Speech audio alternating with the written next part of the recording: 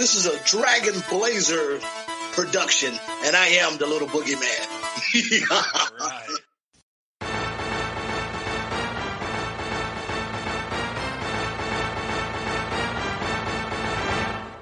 Coming down the aisle, it's the podcast tag team champions of the world, the Rage and Blaze Show.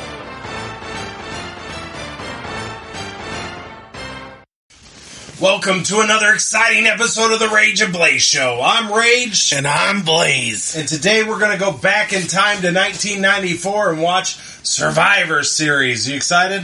Of course. I'm always excited. I watched a little bit of the Undertaker movie on Netflix. Yeah, it's pretty bad. Yeah, I did that with my daughter. Did you do that with your kids? No.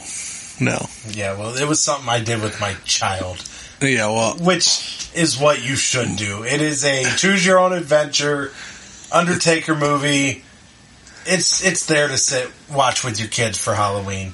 It was cheesy. I watched some of it. I don't think I even finished it.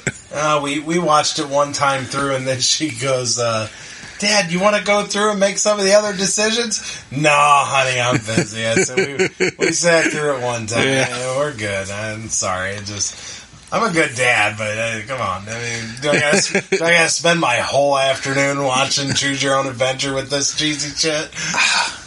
And the thing is, like, they have the Black Mirror Bandersnatch, and that was actually really cool. Never seen it. I enjoyed that one. That one's pretty much a choose your adventure like the Undertaker one. It's just the Undertaker one's just really cheesy. But it's not meant for you and me. I guess not. It's meant for kids. And it should be. I mean, I guess even New Day has still been around for a long time, but Undertaker, that's our childhood. You'd think it would try to cater more to the people that grew up with them. Well, Undertaker's still an iconic figure that everybody, even the young kids, know to this day. He's still been around. He's still been around the business. He's an icon. And it was a Halloween show. I know what it was. Who are you going to use for the Halloween show? They already released. Speaking of releases, they released Bray Wyatt, so obviously we can't do The Fiend. Don't get me wrong. I love the New Day and I love the Undertaker, so I watched it by myself, hoping for something. And you know what? I take that back. It was bad, but it was kind of like, it's kind of like fun bad. So I enjoyed watching it, but more to make fun of it.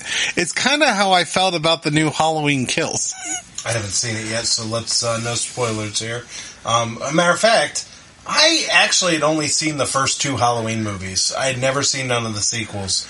And my daughter has gotten me watching all of them, and right now we are all the way up to the Rob Zombie remake. We watched that. I like the remakes. We haven't seen the Rob Zombie remake sequel, so Rob Zombie's Halloween 2, and so we're getting closer to that Halloween Kills. We got that movie, and then the Halloween 2018, and then Halloween Kills. So I haven't got that far. Halloween 2018 was a really good movie. I really enjoyed it. I actually kind of like the Rob Zombie ones. I'm not a huge fan of the originals. Yeah. Not my favorite franchise. This Halloween Kills, I'm glad I watched it in a theater with a couple of people that were saying ridiculous things while watching it, because I got to say ridiculous things and make terrible jokes it's a little cheesy and it's not super good, but I'm glad that I watched it with people and we just all kind of like shit on it while we were watching it. Okay, well, I'll have to watch it. Like I said, we're in the process of getting there. We haven't got that far with the movies. Well, we're working on it. I was trying to get it watched before Halloween, and we just didn't get it. The 2018 one is legit good. It's a legit good horror movie. This Halloween Kills, not so much. Okay, well. But I had fun with it because we made fun of it while we were watching it. Okay, fair enough. So I think that might be We got Full Gear coming up this weekend. Here, I want to talk about this, okay? Because we're doing a Survivor Series Part 2. Let's talk about Survivor Series. I'm kind of over it. Let me explain. I don't like, and I think it's bad for the business to have all your Survivor Series every year to have champion versus champion. And I understand putting together a Raw team versus SmackDown team, but to turn this into a Raw versus SmackDown show, it bothers me. Because see, I like that. See, I don't, and I'll tell you why. Here's why it bothers me. It bothers me because we don't have no championship match, like a legit. It's kind of a wasted pay-per-view, in my opinion. Like, nothing matters by the end of the night. Does that make sense? There's one thing that I will argue with you. But here's the thing, and I don't think it's that big of an issue.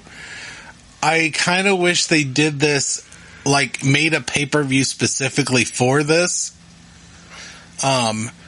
Champion versus SmackDown versus Raw. You know, make an actual separate pay-per-view.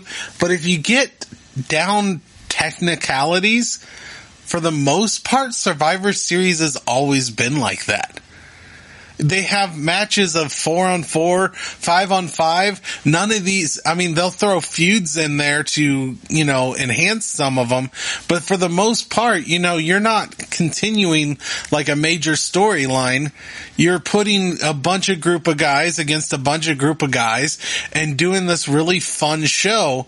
But it's not like Royal Rumble where, you know, you get to know who's about to go to WrestleMania. It's not WrestleMania where all the shows or all the feuds end. It's always been this kind of just fun, unique show where you have the Survivor Series match. So it kind of works to do the SmackDown versus Raw on this one because it's always been like that. Yeah, I don't know. Major storylines do not continue on Survivor Series and haven't since they started. I guess my problem is it's not just Survivor Series. It's the lead up to Survivor Series. You don't really have any major storylines. You know what I mean? Like, there's just not a lot going on because of it. Does that make any sense? I see what you're saying, and it just kind of annoys me that this time of year, it's kind of like, yeah, we're kind of done with, like, epic story. But as soon as this is kind of like a little bit of a calm before the storm. As soon as Survivor Series is over, it's the road to WrestleMania. It's the start of the huge storyline. So this is kind of like a little bubblegum. This is like your opening act. Your fun little opening act when you're about to see a giant Garth Brooks concert. This is your. I don't know who a good... Chris Gaines. This is Chris Gaines opening for Garth Brooks. You're actually making the point... Fuck you. You actually... And I would just like to point out for anybody who knows Garth Brooks, follows his career, the Chris Gaines album was actually pretty damn good. It was just awkward. Okay? But it was good. There was a lot of great songs on that album. So don't be knocking Chris Gaines. But you're actually... But he's not Garth Brooks. He is Garth Brooks. He's the same guy. The same fucking guy. What are you talking about? Chris Gaines is to Garth Brooks as Bray Wyatt is to The Fiend. There's two people. They're the same fucking dude. So anyhow, you actually just kind of made my point for me. You just compared Survivor Series to an opening act. And it's one of the big 4 pay-per-views. It is. But it's been like that since the beginning. But let that sink in. Tell me I'm wrong. Let that sink in. It's been like that since the beginning. It's one of the big 4 pay-per-views, and it's an opening act. You just called it an opening act. You get to see, at Survivor Series, you get to see things that you don't normally get to see in other pay-per-views. That's kind of like the whole draw. You know, you never thought you were going to... That would be true if they were all Survivor Series matches still. But now you've got one-on-one matches between champions, and you're going to make one champion look silly. You think Big E's going to beat Roman Reigns? I don't know. Big E's on a huge high right now. You think he's going to beat Roman Reigns? I don't even know if they've announced that as a match yet, but you would assume champion versus champion. Probably. I guess it just you're kind of taking away the momentum of one of your champions. It doesn't make a lot of sense. But we need to move on. We need to go ahead and watch WWF Survivor Series. First match of the night is a 5-on-5 traditional 5-on-5 traditional Survivor Series elimination match. It is the bad guys, the 1-2-3 Kid, the British Bulldog, Fatu, Razor Ramon, and Sion. I think Sion. Yeah. Anyhow, it's one of the new head shrinkers. New head shrinkers. The other guy must be hurt right now, I'm guessing, or I'm not sure. And they have Afa and Lou Albano on their corner. And then they are taking on the Teamsters, Diesel, Jeff Jarrett, Jim the Anvil Neidhart, Owen Hart, and Shawn Michaels. This match was a really, really fun Survivor Series match. This is about as good as it gets. The way they went about this match was great. It was kind of slow in the beginning, no eliminations, a lot of just, wrestling, which is great. They purposely tried to avoid having Shawn and Diesel in the ring for most of the match. Yeah, so there was a story going on where Shawn and Diesel pretty much wouldn't enter the match, and it was because Shawn Michaels pretty much wasn't allowing it to happen. They were refusing to be tagged.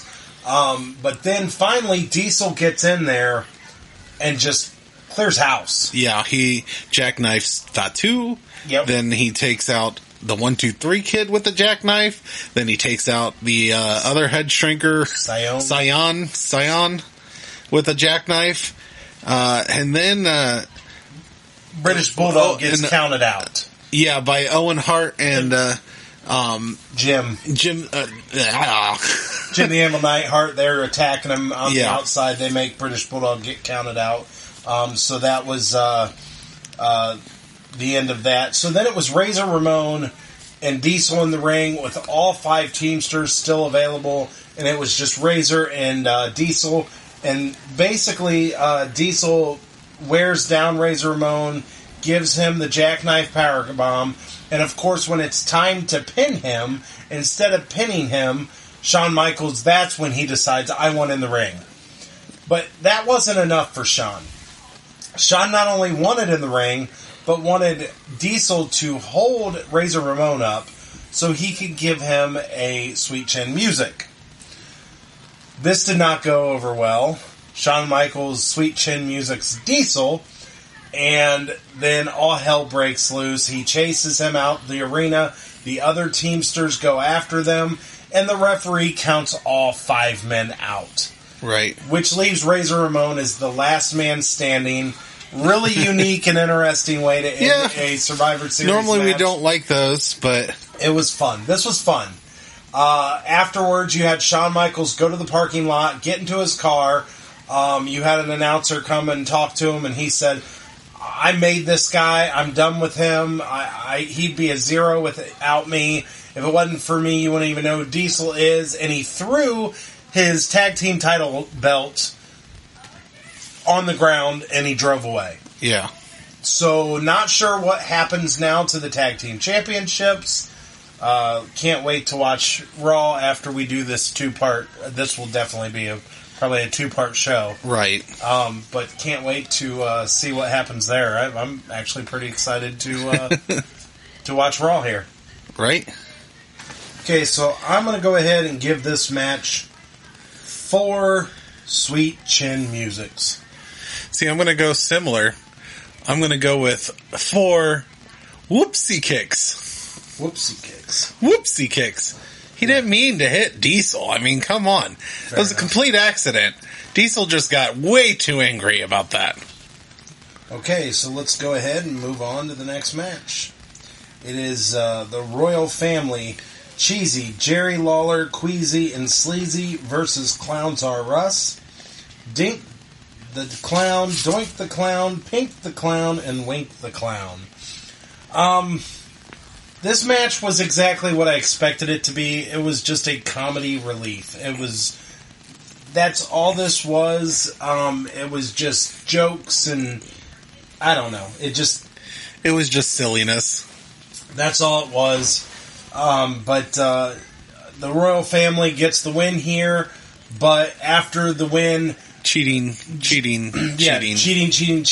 And then Jerry Lawler wants to take all the credit for himself. He says the other guys didn't do anything to contribute. So he turns around and he kind of belittles his little partners. And then they team up with the Dink, Pink, and Wink. And they come out from underneath the ring. Yeah, they start chasing after Jerry Lawler. And then Doink's at the end of the ramp and gives Jerry Lawler a... pumpkin pie in the face. Exactly. I don't know. This match, it did what it was supposed to do, so I didn't really give it I gave it a bad score, but I didn't give it the worst score in the world because it is what it was, and I knew what it was going to be going into it. So I gave it 2 pumpkin pies in the face.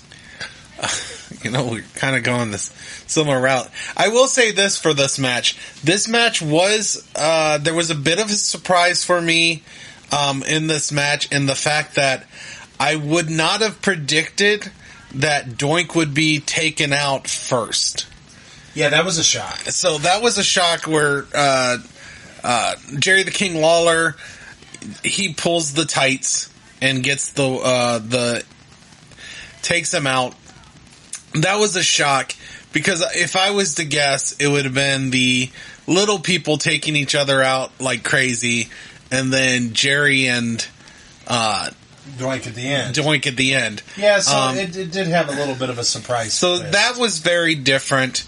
Although the whole match till Doink got taken out, I don't think anybody really got tagged.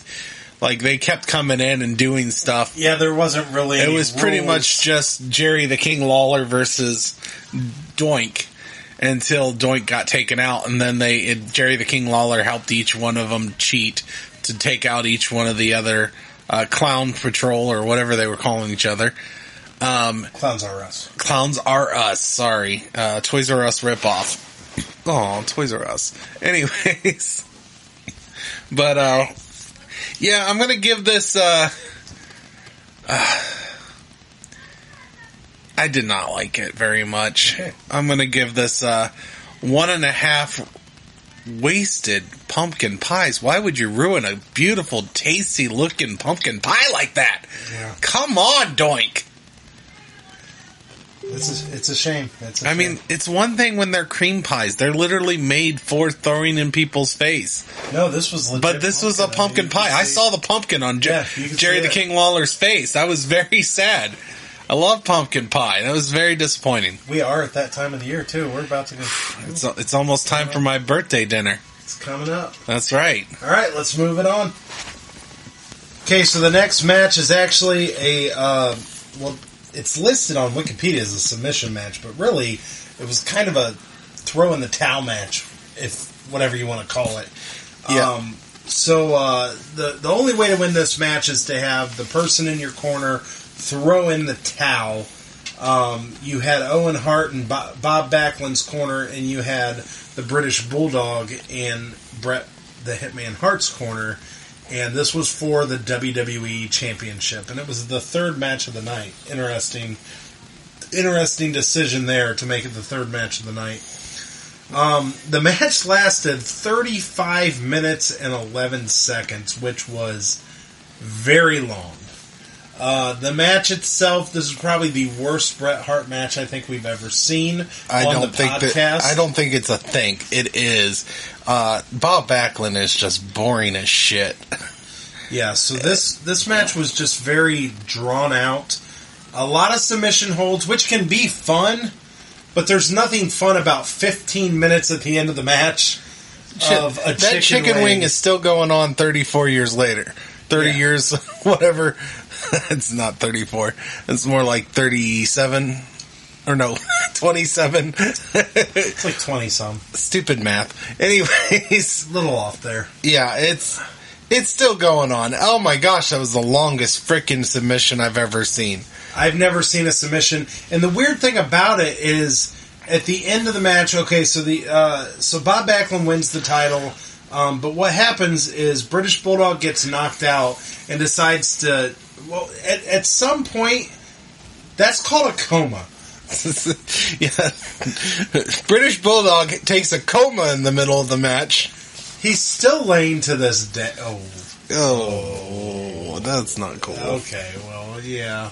So anyhow, I think he was just playing dead. He's like, I'm tired. Dude literally laid there. He hasn't slept in a while. For 20 minutes, lifeless. So what had to happen here is Owen Hart had to beg his parents, who was sitting in the front row, to come out and throw the towel for the British Bulldog, because this chicken wing lasted forever. Well, let me put it to you like this. I think half the match was wrestling, half the match was literally just him in this chicken wing move. Yeah, so and I don't think I'm exaggerating. I literally think half the match was this chicken wing. Because most of this match was literally Owen Hart begging his parents to throw in the towel because, I don't want to see my brother like this. I don't want to see it. So then at the end of the match, they interview Owen, and it's like, I duped you, parent, mom, and dad. I duped you into throwing the towel. The dude was in the chicken wing for about 3.5 hours. At some point, I think the towel was allowed to be thrown in. I'm surprised the referee wasn't allowed to step in at some point because the guy was lifeless. I thought for sure that Owen was just going to grab it and throw it in. I don't know if that was allowed. But the referee... But apparently his parents are allowed?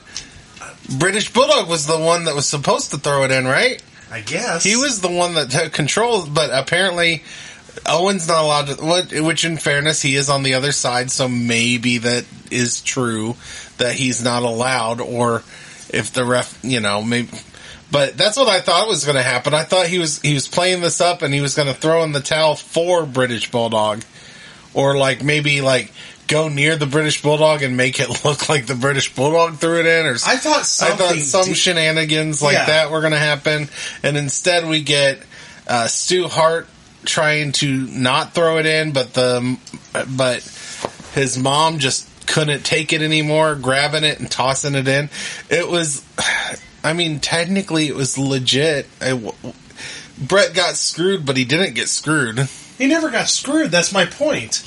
If you can't break out of that hold after 10 minutes or 15... It was legitimately about 10 minutes, if not longer. I'd love to find out the exact time of how long he was in that chicken wing. Look at the time stamp of where it started. Oh, I'm sure I could figure it out. But it was just kind of insane that... We're sitting here acting like they're talking at the end of the match, acting like, well, Brett got screwed. Well, Brett never got screwed. This chicken wing lasted forever. It's like, at what point do you consider that getting screwed? I mean, he would not break out of this hold.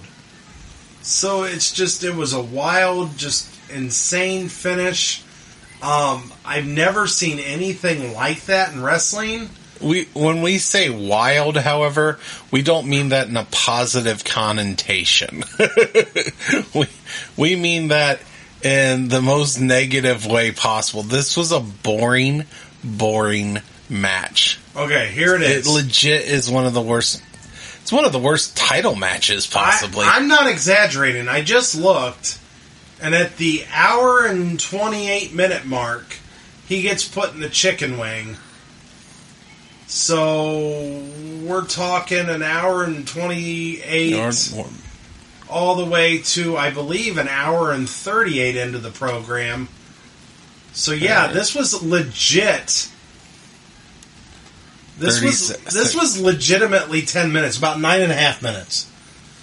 It's not even an exaggeration. The towel was thrown in. It felt like forever. I can't believe it was only 10 minutes, actually. It was I'm actually surprised it was only 10 minutes. It was... Oh, my gosh. So... The match was 35 minutes, and 10 minutes literally took up the chicken wing. 10 minutes of the match, so... And then when they were wrestling, it just... To me, it felt like Backlund was just botching moves. And I'm going to just say it's Backlund because I know how good Brett is in that ring. And it was just, he did a weird looking pile driver, a Russian leg sweep, and they just did not look like they worked at all. Bob Backlund is a dinosaur facing, a freaking cheetah. I mean, it was just, I'm not a fan. I'm not a fan of Bob Backlund. I'm not a fan of this match. I'm not a fan of the fact that he's the champion here. Everything about this match is just dumb. And, I mean, I guess I kind of like the story of Brett or Owen, quote-unquote, screwing him over, but it took so much boring shit to get there. Yeah, like I said, it just wasn't a good match. And it dragged out so long. And it makes no freaking sense that British Bulldog is knocked out for 15 minutes. What happened to him? I don't even remember what knocked him out. I think he got thrown into the steps. And my gosh. That'll do you in, man. I'll tell really? You what. Oh, yeah. How many times do people get thrown in the steps in the match? And for some reason, this massive... And Bulldog is not a small man. This massive man, British Bulldog, gets hit in the steps, and he's knocked out for 15 minutes. It'll do you in, man. It's bad. He was still out. I don't think he got up even after the match, which, hey, I mean, sell it. That's great. But he's still laying over there, I think. I'd like to know the people live if they, came out with, a gurney. Did they take him out like that? Or did he just get up and be like, oh, okay. Whoa. What happened, guys? Whoa, what's going on? Whoa, what's going on here? I'm just kind of curious how that ended. If you're in the live audience, how did Bulldog get out of the... Because he's not in the ring area. Otherwise, did the rest of the pay-per-view, did he just stay laying there? It's British Bulldog's still down there. Still suffering. I think he's in a coma, but show must go on. In typical Vince fashion. Right. Okay, so I went ahead and I gave this 3 hours longer than this match should have been. No, I don't even know if You gave this a 3? I gave it a 3, and I'll tell you why. Because there was a lot going on, and it was very interesting on how it was going on, but it was very boring at times. But I was interested in what was going on. If that makes any sense to you at all.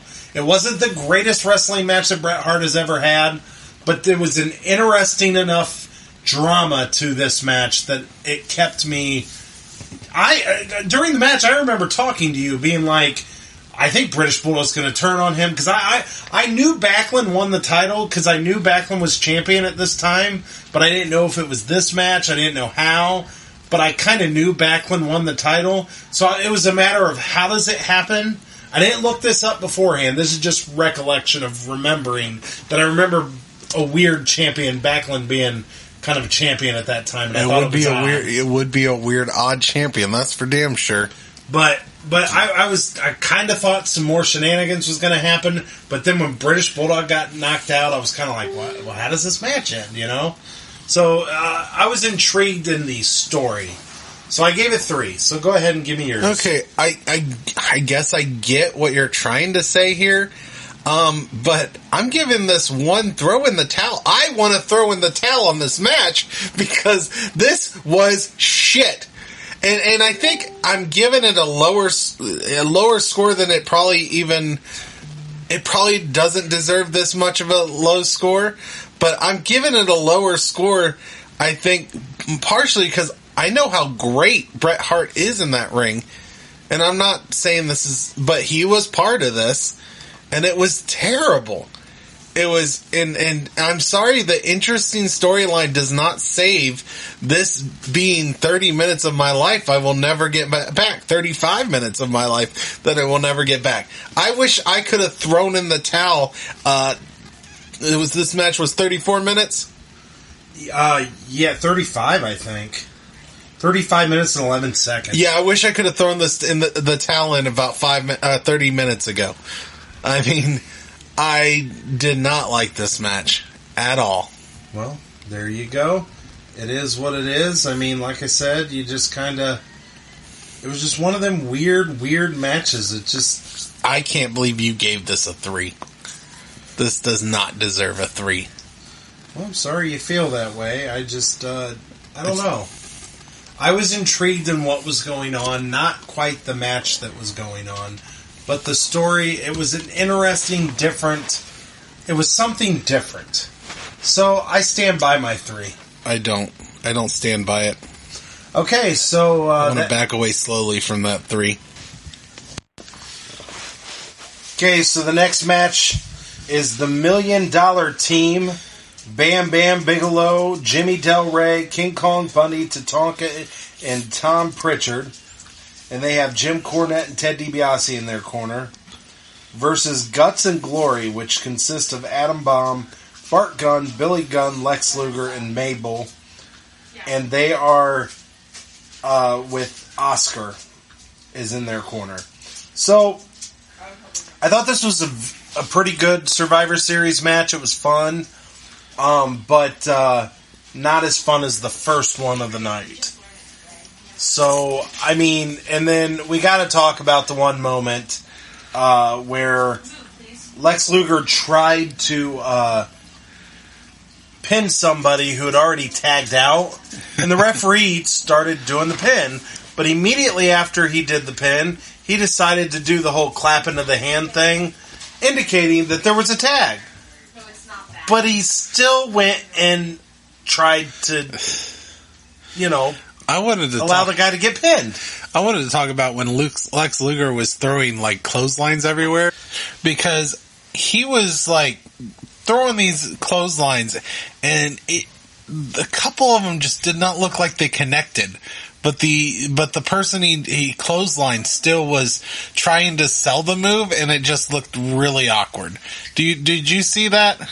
Yeah, I saw there was the one that it didn't even look like he connected. Yeah, it was specifically when he was like he was clotheslining someone outside of the ring, and they just kind of like jumped over. Yeah, it is what it is. So I went ahead and I thought this was still a fun match. I thought there was like 10 minutes of Lex Luger just getting beat up, and you just assume that Lex Luger's gonna, kind of be like Hulk Hogan and power up and beat the rest of the... It was down to him, Tatanka, Bam Bam, and King Kong Bundy. And you just kind of got the feeling he was going to hawk up and beat all these guys. But unfortunately, the only person he pinned was Tatanka, and then he got beat by King Kong Bundy, and Bam Bam Bigelow still survived too. So it was kind of odd to see him get beat up for 10 minutes just to lose. Because you just kind of felt like he was going to power up and do something, right? So I just thought it was odd. I gave it 3 odd matches, I guess. Well, before I give my rating, I'm going to go through the eliminations. Sure. Tom Pritchard was eliminated by Mabel. Mabel gets eliminated somehow. I mean, I think the official is being... he was counted out, but it was really awkward. It was weird. It didn't seem like they just announced it while we were watching it. Adam Bomb was taken out by Bam Bam. Lex Luger takes out Jimmy Del Rey. Tatanka takes out Bart Gunn with a back body slam. And then King Kong Bundy takes out Mr. Ass with a forearm drop. I think that's still technically Billy Gunn, but sure. Mr. Ass. Sure. I like to be proper, okay? He's Mr. Ass. And then Tatanka is taken out by Lex Luger, and then King Kong Bundy takes advantage of the situation and does a big splash on Lex to get the win for the Money Inc. Okay. So, yeah. What'd you get? I give this... I'm going to go with 2.5 Phantom Clotheslines. That's good. So, yeah, I mean, it wasn't a bad match. It was alright. It was fine. I didn't think it was great. We've seen better Survivor Series matches. In this show, it was 2.5. Okay. Alright, let's get to the next one. Okay, so next thing we get is an interview with Bob Backlund that can only be described as Bob Backlund. Bad shit insanity. Yeah, and he doesn't really have the ability to scream. No. Sounds like he's on puberty during the whole segment. Puberty or just came back from a concert, like an all-day concert where he's been yelling the whole time. Yeah, so he was having a hard time speaking. He was very, I suppose, excited and emotional, and batshit crazy. Okay. What was that about God, he said? Well, I didn't want to go there, but yeah, he said he feels like God. You say a God or God? No, I think he said God. Like, oh, okay. You know, the God. Once again, batshit insanity. Batshit insanity. Okay, so the final match of the night. Before we get to it, we get a introduction to a guest enforcer for this match. A lot of this has to do because of the last Yokozuna Undertaker match, where everybody kind of came in, piled up on Undertaker, and threw him into the casket. Yoko didn't really beat him, and you know what I'm saying. So they felt they needed a special enforcer. So who better to enforce this match than the Walker Texas Ranger himself, Chuck Norris? Yeah. Did you know if you spell Chuck Norris in Scrabble, you win forever? So anyhow, Chuck Norris comes out, and then you have Yokozuna come out, which almost took just as long as Undertaker's entrance, not because of an elaborate entrance, just because it takes him that long to get to the ring. Because he's Chuck Norris? Or Yokozuna? Yes, Yokozuna. It was because he was scared of Chuck Norris. Could be. So, match goes ahead and starts, and I actually found this match extremely fun. I loved it. I loved all the people coming out to try to cheat, and then the IRS coming in and cheating while Chuck Norris was involved with other shenanigans going on with King Kong Bundy and Bam Bam Bigelow. Did you know Chuck Norris's tears cure cancer? Too bad he has never cried. So anyhow, then you had all these people jumping in and out, and it was just a really, really fun match with The Undertaker versus Yokozuna. And of course, we get the ending we deserved back when The Undertaker lost to Yokozuna before, and Undertaker does get Yokozuna in the casket, closes it, and wins the match. Yeah, the Undertaker only won because Chuck Norris allowed it to happen. Is that so? That's right.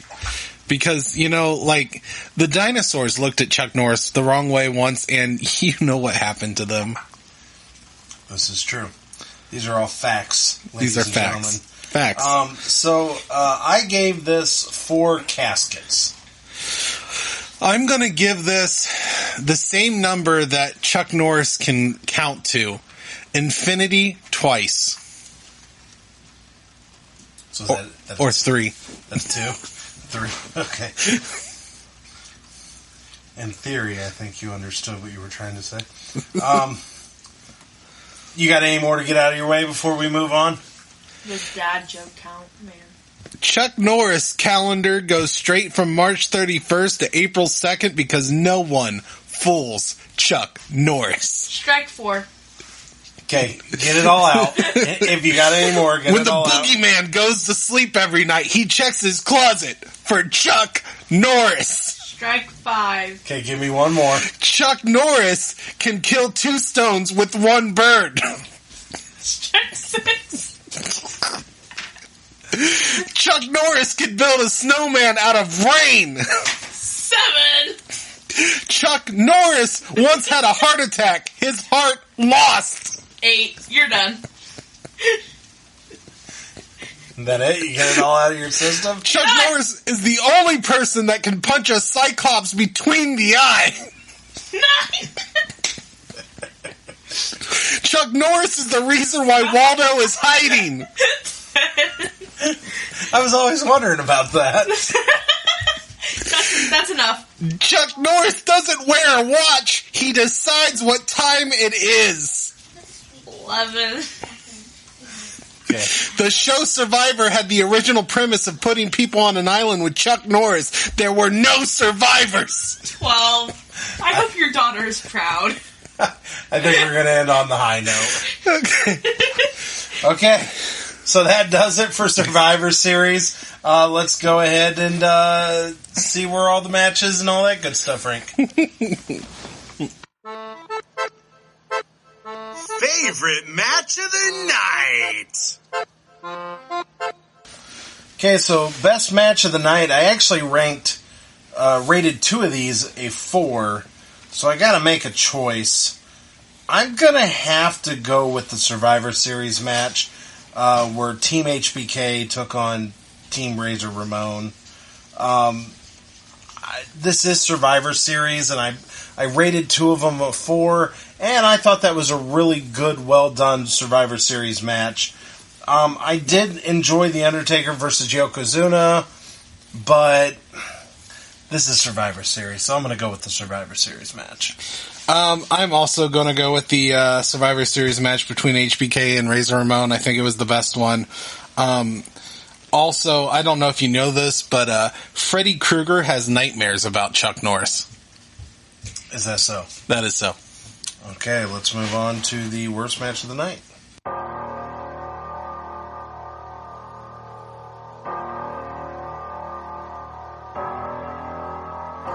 Worst match of the night.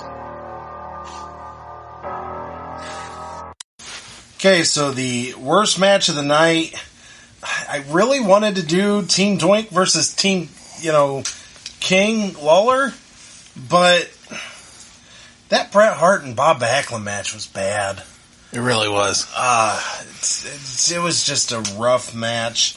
Not one of Bret Hart's favorites, or not one of my favorites of Bret Hart. And a matter of fact, this might be the first time on our show, I'm not sure, I'd have to go back and check, that Bret Hart made it to the worst match of the night. That could be possible, right? It's my worst one too, and just like when Bret Hart was dealing with a submission move for like however long, it's like how Chuck Norris doesn't breathe; he just holds air hostage. Oh, okay. That's Bret Hart wasn't breathing either. Fair enough. Yeah, segue. Let's rank them.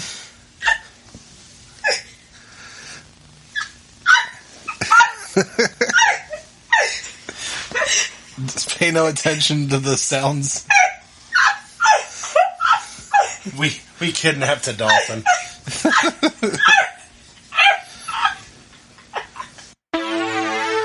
Survivor Series rankings. Okay, so let's go ahead and rank these. I thought that this Survivor Series wasn't the best, wasn't the worst, so I kind of slid it in the middle. So I went ahead and put it at number 4, directly right in the middle. So my rankings go, number 1 is the 6th Survivor Series, number 2 is the 4th, 3 is the 5th, 4 is the 8th, 5 is the 3rd, 6 is the 2nd, 7 is the 7th, and 8 is number 1. Alright, so I'm going to go 8 on. 8th one is the first Survivor Series. That's still the last. And then I think 7th will be the 7th Survivor Series. I think for 6, I'm going with this. I'm putting this in 6th place. Okay. 8th one. I thought this, it had one, it just wasn't that good overall. There was 2 decent matches and that's about it. So, 5th would be the 2nd. 4th would be the 5th. 3rd place would be the 6th one. 2nd place would be the 3rd. And my favorite Survivor Series so far is the 4th. Okay. All right, so that's it for the rankings? That is it for the rankings. However, I don't know if you're aware of this, but Chuck Norris, more facts. He doesn't read books. He stares them down until he gets the information that he wants. Oh, good information about Chuck Norris. Yeah. All right, the more you know. The more you know. Okay, so let's go ahead and plug the pluggables. Well, you can find me on Dragon Blazer Productions on the Facebooks, the Instagrams, the YouTubes. And then you can find me at Dragon Blazer Pro on Twitter. Okay, you can find the Rage and Blaze Show on Facebook. You can find at the Rage and Blaze Show on Instagram and at Ricky Rayberg on Twitter. And I have one last fact. This is a little bit more of a topical one. Chuck Norris was exposed to the coronavirus. I know. The virus is now in quarantine for a month. We will send out our prayers. And that does it for the Rage and Blaze Show. I'm Rage. And I'm Blaze. And good night from Rage's Pit.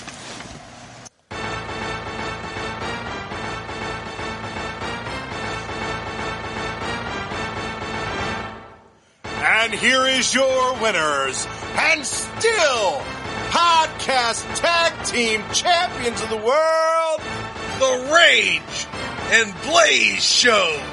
Thank you for listening.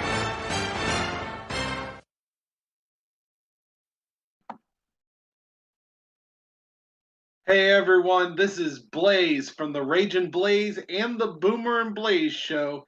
Thank you for watching. Please like and subscribe for more wrestling content.